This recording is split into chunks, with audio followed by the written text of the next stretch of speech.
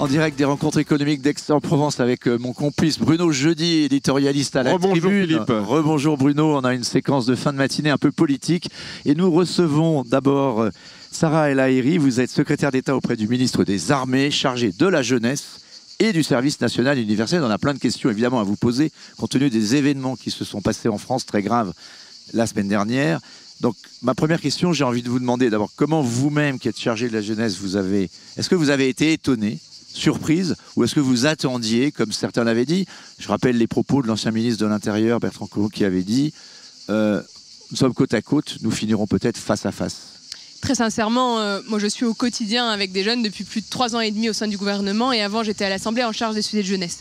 Ça veut dire que ça va faire à peu près 6 ans qu'on est en échange, en dialogue permanent. Donc de l'étonnement, non, bien sûr que non. Par contre, assez frappé par le degré de violence que ça a pris, la forme de l'expression que ça a prise et la jeunesse, voire la très grande jeunesse d'une partie des émeutiers. Mais ce que je vois depuis quelques jours, c'est des jeunes, principalement d'ailleurs des quartiers populaires, extrêmement inquiets d'être catalogués, d'être peut-être demain plus fortement écartés.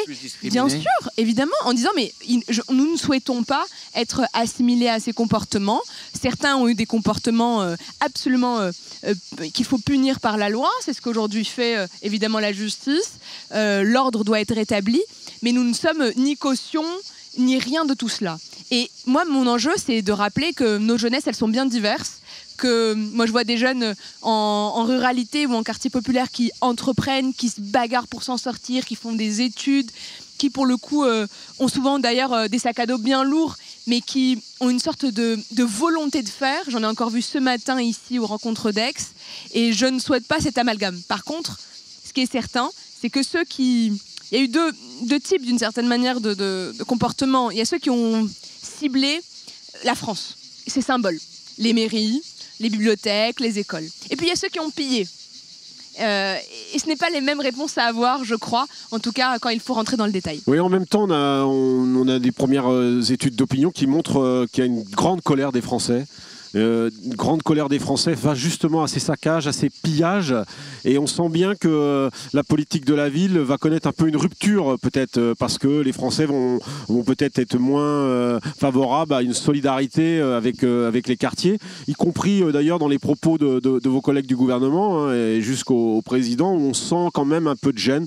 Un nouveau plan banlieue, c'est pas vraiment à l'ordre du jour. Est-ce qu'il y a un risque de rupture de la politique de la ville sur un mouvement aussi violent qui n'a rien à voir avec 2005 où il n'y avait pas de message politique et pratiquement en fait que du pillage et du saccage? C'est très juste, aucun message politique. Et c'est pour ça qu'il ne faut pas d'amalgame entre la réalité des quartiers populaires, leur vie. 5 millions d'habitants dans les quartiers populaires. Peut-être entre 5 et 10 000 émeutiers dans tout le pays.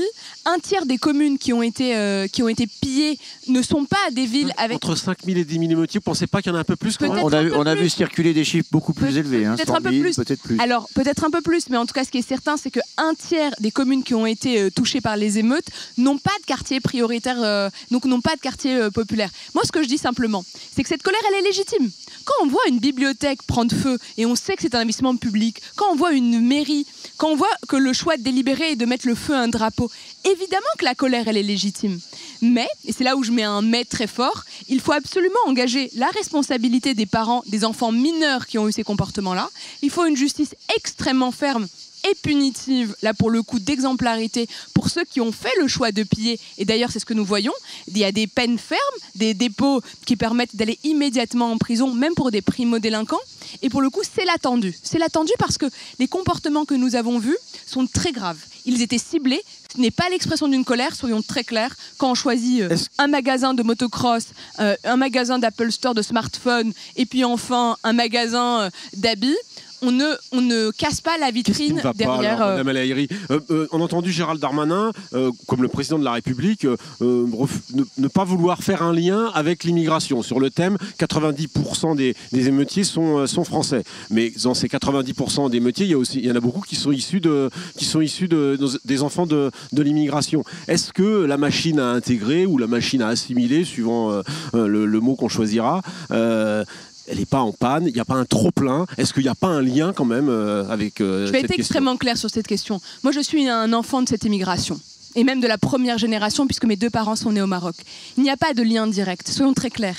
S'il y a un pays qui regarde ses enfants comme ils sont, c'est-à-dire qu'ils sont français, il n'y a jamais à renvoyer ni à l'origine des parents, ni à renvoyer à une orientation sexuelle, ni à renvoyer finalement à quelque chose qui fait son identité. Notre pays plébiscite l'amour ou pas de la France. Par contre, ce qui est certain, et là pour le coup, je peux vous rejoindre, c'est que une des problématiques, quand on voit cet acharnement contre les symboles de la République, ou le fait d'avoir poursuivi des maires, là il y a une rupture dans ce sentiment d'appartenance à la communauté nationale. Mais ce sont nos enfants qui n'ont pas ce sentiment d'appartenance. Donc, qui a failli, puisque c'est toujours la question. Qu'est-ce qui cloche alors ? Et plusieurs sujets. L'école ? D'abord, revenons au continuum éducatif. Les premiers des responsables de cet enseignement, c'est d'abord l'éducation des parents. Enfin, je veux dire, moi je veux pas aller chercher la responsabilité ailleurs. Quand tu mets un enfant au monde, ta responsabilité, c'est de faire qu'à 2h du matin, s'il a 14 ans ou 12 ans, il n'a rien à faire dans la rue, mais absolument rien. Et il n'y a aucune excuse qui peut expliquer alors on sanctionne les parents.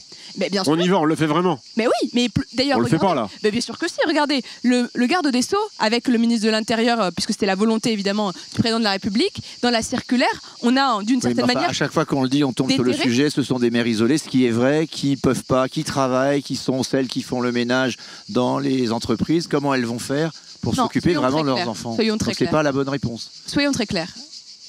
On ne fait pas un enfant tout seul. Donc il y a un sujet de parentalité. Non, où sont les pères? Eh bien, exactement, c'est une question à poser. Leur responsabilité est engagée également. La question aujourd'hui, c'est aujourd'hui la justice, elle condamne à quoi? À des stages de parentalité obligatoire, à l'interdiction d'être dans la rue pour un certain nombre de mineurs, à des, pour le coup, des comportements les plus graves, à des centres éducatifs fermés. C'est la première brique. La deuxième brique, c'est aussi de se dire, quand il y a des dégradations, qui paye? Non mais je veux dire, on peut ne pas avoir de tabou. Et là, nous avons des travaux d'intérêt généraux. La question de la solvabilité qui revient à chaque fois en disant « non mais c'est facile », bien sûr que non. Il y a des peines, notre justice est outillée.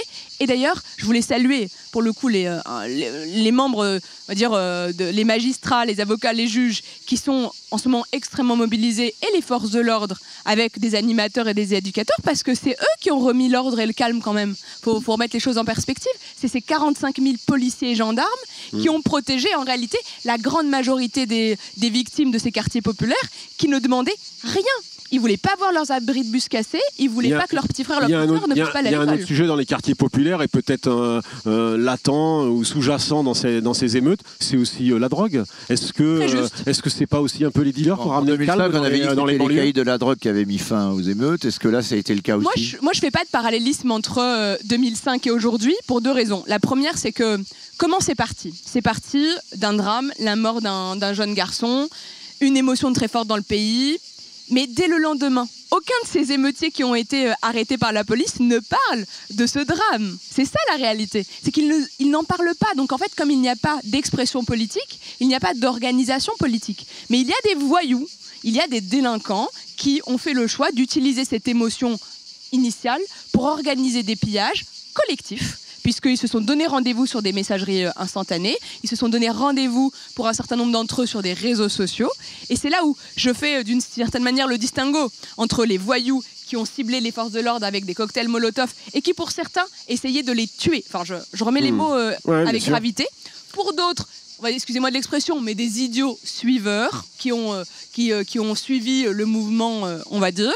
Et puis enfin, des mineurs qui n'avaient rien à faire là. Sarah Haïry, il nous reste quelques minutes. Dans votre portefeuille, vous avez le service national universel. Est-ce que c'est une réponse possible? Et notamment, puisque on sait que pour l'instant, il y a toujours ce débat entre généralisation,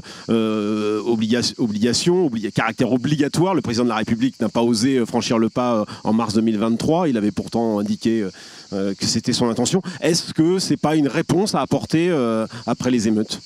Moi, je suis convaincue que le service national universel est une des réponses, bien sûr, pour 2 raisons. D'abord, la mixité sociale que ça permet, mais au-delà de ça, ça permet d'aimer la France. Léon Gauthier a dit à un jeune SNU, ce dernier héros qui on a rendu hommage hier à Ouistreham avec le président de la République, a dit à un jeune SNU qui était dans le Calvados, avec une question assez basique de pourquoi tu es parti rejoindre le général de Gaulle après l'appel, il a dit mais parce qu'on m'a appris à aimer la France.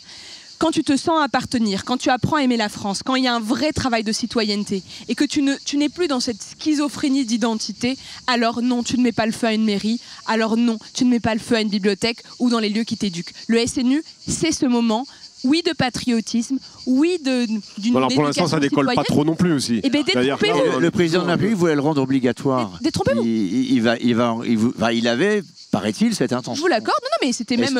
Mais l'armée a dit on n'aura pas les moyens, on ne pourra pas encadrer tous ces jeunes. Il se trouve que. Vous êtes au cœur du ministère, vous savez bien que entre la loi de programmation militaire telle qu'on a. En tout cas, il n'y a rien pour financer. On n'a pas trouvé 5 milliards dans la loi de programmation militaire. Il se trouve que ça tombe bien, nous n'avons pas besoin de 5 milliards et qu'il n'a jamais été question. C'était le coût qui avait été évalué. Pour le coup, il est particulièrement surestimé. Mais ce qui est certain. Alors, c'est quoi le vrai coût ? Écoutez, il y a des évaluations qui évoluent plutôt autour de 2 que de 5, pour être clair. Donc c'est un investissement massif de la nation. Mais aujourd'hui, il se passe quoi ? Aujourd'hui, c'est 180 millions. Aujourd'hui, cette année, à peu près 50 000 jeunes vont le faire jusqu'à la fin de l'année. C'est ce qu'on a fait en 3 ans. Pour la première fois, nous avons une administration créée qui porte le SNU. C'est la délégation générale du SNU. Ça crée des administrations en France, on sait faire. Non, en revanche, généraliser le SNU à toute une génération, c'est-à-dire 800 000 jeunes, c'est une autre histoire. Non, c'est une histoire que nous avons travaillée. C'est une histoire qui prend du temps, bien sûr. Des centres permanents dès la rentrée pour la première fois. Pour les premières fois aussi, et j'en profite de votre antenne pour le dire, moi j'appelle tous les enseignants qui ont des questions d'engagement ou de citoyenneté dans leur classe ou dans leur ville peut-être, à rejoindre ce projet. Nous avons lancé un projet permettant aux classes qui le souhaitent de venir avec leurs élèves sur le temps scolaire faire un service national universel et préparer tout au long de l'année un enjeu de citoyenneté. Si on veut créer de l'unité dans notre pays, il nous faut en réalité Sarah le goût de l'engagement. Précédemment, le SNU était rattaché au ministère de l'Éducation nationale. Maintenant, on l'a rattaché au ministère des Armées. Ça n'a rien changé. En réalité, il est rattaché aux deux, puisqu'il reste rattaché au ministère de l'Éducation nationale. Vous êtes sous les deux. Je suis rattachée au ministère de l'Éducation nationale et au ministère des Armées. Et si ça permet quelque chose de très fort, le service national universel, pour ceux qui nous regardent et qui ne connaissent pas, c'est 15 jours en internat en dehors de son département, 15 jours de mission d'intérêt général qu'on donne à la France, parce que la France, c'est des droits et des devoirs, et 6 mois d'engagement volontaire a posteriori. Et dans les missions d'intérêt général, nous avons des missions civiles et militaires. Et dans les encadrants du séjour de cohésion, nous avons un tiers d'enseignants, un tiers d'associatifs et un tiers d'hommes et de femmes en uniforme. Sarah, pour attirer les jeunes dans cette direction, moi je me souviens que le service militaire autrefois, on pouvait aussi y passer son permis de conduire. Est-ce qu'il n'y aurait pas quelques trucs ou astuces un petit peu de ce genre qui pourraient être proposés à ces jeunes pour que le temps qu'ils vont passer dans le service national universel puisse leur permettre d'avoir, parce qu'on parle là du permis à 17 ans, pourquoi pas, mais tout simplement avoir le permis de conduire, c'est pouvoir avoir un job. Vous allez être particulièrement ravis d'entendre cette réponse. Il se trouve que c'est dans le programme du président de la République que de permettre le financement du permis de conduire pour ceux qui font les 3 phases d'engagement. Mais d'ores et déjà, le code du permis de conduire est payé pour l'ensemble des jeunes qui font le SNU, ce qui est une première. Le PSC1, qui est le certificat de premier secours. Demain, nous travaillons sur les questions du BAFA, entre autres. Mais surtout, ça compte dans Parcoursup. Et je sais à quel point les jeunes aujourd'hui ont envie de briller et de choisir et de mettre le plus de chances de leur côté, comme l'ensemble des engagements, puisque nous reconnaîtrons en réalité l'engagement scout, d'éco-délégués ou encore de délégués en temps scolaire. Merci beaucoup, Madame la secrétaire d'État à la jeunesse et au service national universel d'être venue nous voir. Merci Sarah Lahiri.